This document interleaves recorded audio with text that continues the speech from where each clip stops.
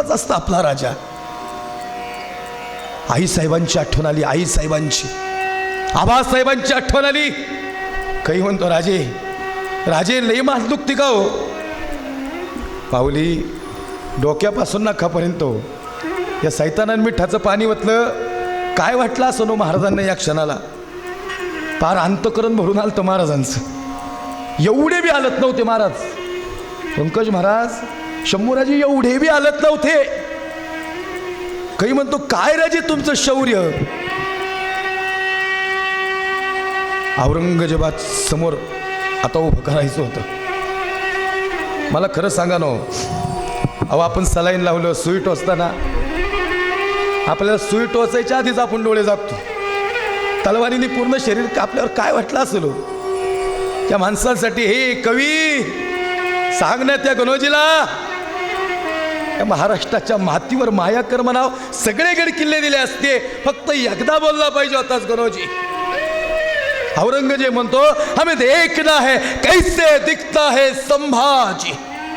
ए निकम्मो, मेरे सामने लाया जाए. 7 साल का था जब देखा था हमने, अब 32 साल का हुआ है हुजूर.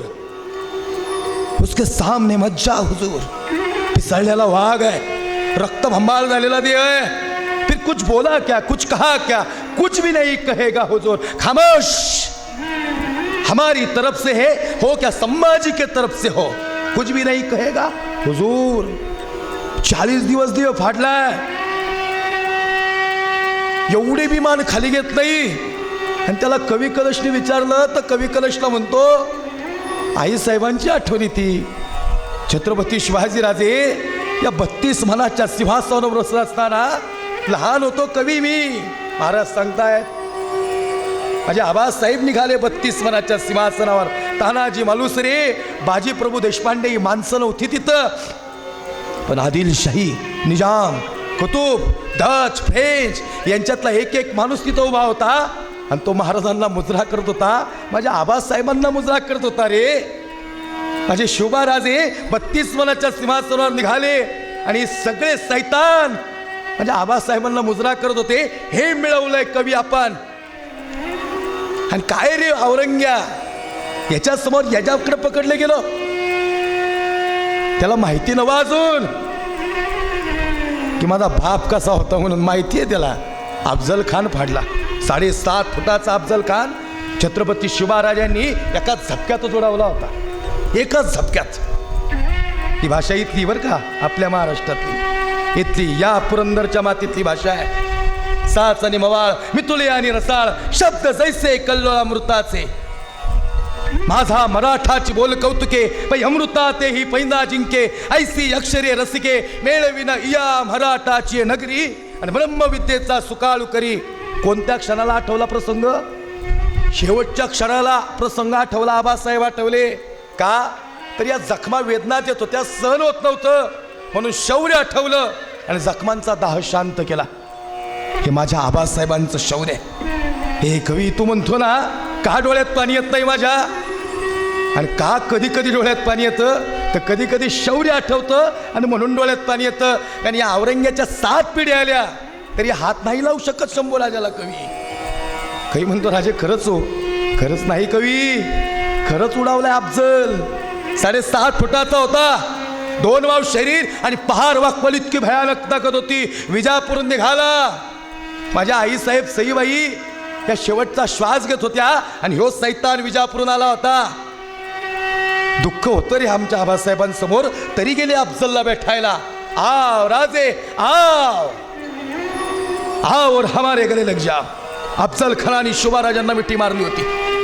मिठी कुणाची? 2 वाव शरीर, पहार वक्वल इतकी ताकद. कड कड कड कड हाडांचा आवाज आला. संपले शोभाराजे. घडीभर वाटायला लागलं. बघा ना तुम्ही, मृत्यूच्या दारात होते शंभूराजे. माऊली 2 मिनटं घेतो मी अजून. बरं, मला माहिती उशीर झालेला आहे. माझे बी पाय दुखणार आहेत, माझा बोलताना माझा बी घसा दुखणार आहे. ऐका ना 2 मिनटं शौर्य. अहो TV समोर बसलो रिमोट घेऊन, हे कधी पहाट होते कळत नाही हो, वेळ गेलेला कळत नाही. पण आमचा ज्वलंत इतिहास आहे हिंदुत्वाचा.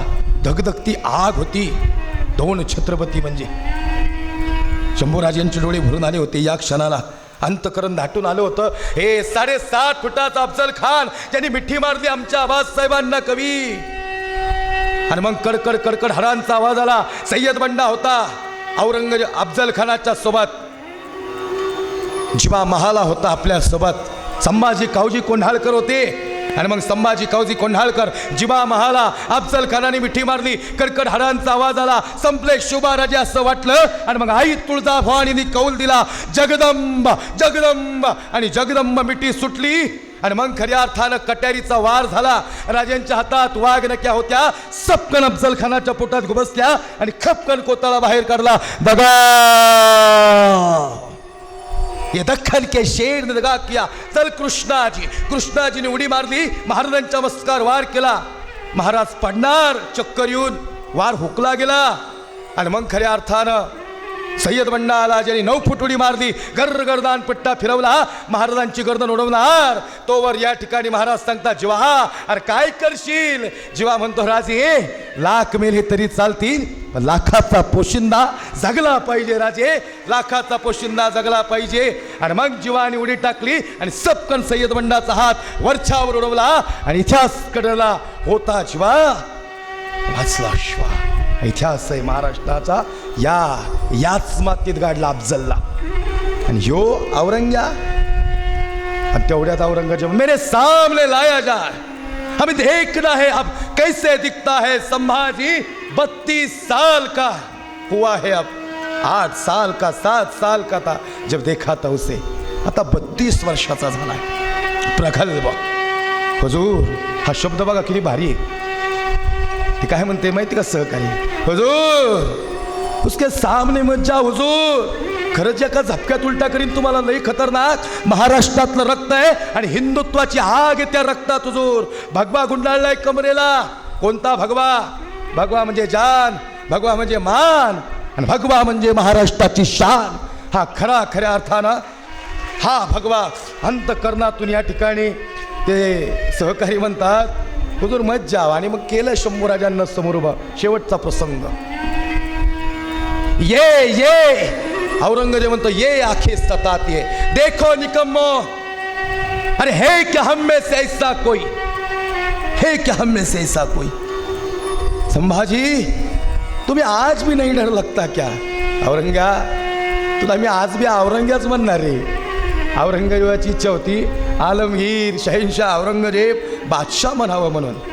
हुजूर हमें तो ऐसा लगता है वो जिंदगी में कभी नहीं कहेगा. हे औरंग्या खायचे रे तुझी धर्म. अरे नाही कधी रिवश येत आमचा धर्म. आम्ही धर्मासाठी जन्माला आलोय. आमची कितीतरी माणसं गेली या धर्मासाठी. आणि आजही हिंदुत्व अबाधित आहे. ये जबान सताती है हमको बहुत. इसकी बहुत बोलती है. निकालो इसकी जबान. ये आंखें सताती है इसकी. देखो निकम्मो है क्या हम में से किसकी ऐसी आंखें. लालबुंद डोळे रक्ताने माखलेला देह. एवढी विमान खाली नाही महाराज. एवढी विमान खाली नाही. एवढ्या वार होता नाही. कवी कलश म्हणतो राजे अरे यो सैतान आहे कवी. मानकडे लक्ष गेला. अशी ताट माना. ये आंखें सताती है इसकी.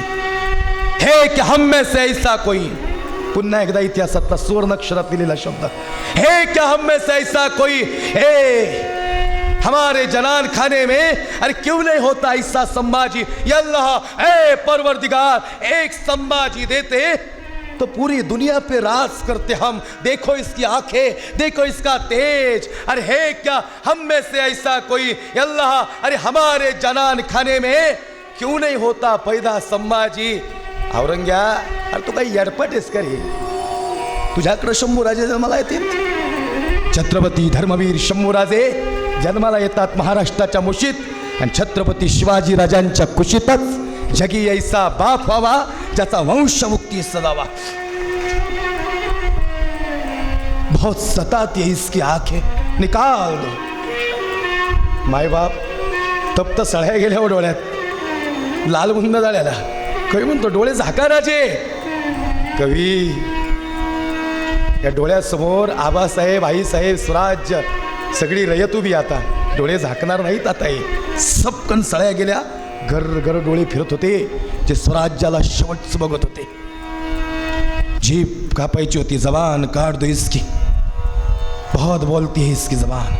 अरे जबान काट दो इसकी, बहुत बोलती है. जीभ बाहेर निघत नव्हती. कुणीतरी पोटावर वार करत होता, कुणी बुक्क्या मारत होता, कुणी हात वडत होता. अरे किने निकलती नाही आहे क्या इसके जबान. आणि मग कुणीतरी नरड दाबत, कुणी नरड आणि नाक एकत्र. अरे कशी निघेल जीभ. कुणाची जीभ आहे. सिंहाच्या चवड्यात घालून हात, मोजुनी दात. ही दात सांगणारी वाघाची जीभ होती, जी बाहेर निघणार नव्हती. कुणीतरी नाक आणि तोंड एकत्र, गळा एकत्र दाबला आणि मग जीभ बाहेर आली. सपकन मार. जगदंब जगदंब अशी वळवळत होती जीभ. ती आबासाहेबांचं नाव घेत होती हो, ती स्वराज्याचं नाव घेत होती. ती मावळ्यांना समर्पित झाली होती. आज त्या मुखातून भगवा स्वराज्य हे शब्द आले, या मुखात जीवच राहिली नव्हती. आज रक्त रक्त झाला होता चेहरा, नुसत्या खोमण्या उरल्या होत्या या क्षणाला. काही म्हणतो, राजे तुमच्या सोबत मारायला लई भाग्य वागतो राजे, लई भाग्य. औरंगजेबाने पगडी कधीच काढून टाकली होती. शेवटपर्यंत स्वप्न अधूर राहील औरंगजेबाचं. वळवळणारी जीभ. इथं नरड्यावर तलवार ठेवली औरंगजेबाने. हा शब्द आम्हाला फार भावून गेला महाराज, फार. औरंगजेब म्हणतो, कभी क्या बोलता है रे तेरा शंभू राजा, अब तो जबान नहीं वाकी हुई. काय म्हणत होते माहिती का शंभू महाराज. महाराजांच्या इथं तलवार होती आणि महाराज म्हणत होते, डोळे मिटून घेतो आबासाहेब, तुमचा छावा आज तुमच्या भेटीला येतो. छावा चित्रपट आत्ता आला म्हणून 50% लोकांना छावा कळला. आम्ही गेली 15 वर्ष पोटतिडकीनी समाजाला छावा सांगतोय. हा छावा आबादी शेवटपर्यंत असाच राहणार आहे, असाच राहणार आहे. डोळे मिटून घेतो आबासाहेब, तुमचा छावा आज तुमच्या भेटीला येतो. आई साहेब नाही शब्द मोडला मी तुमचा.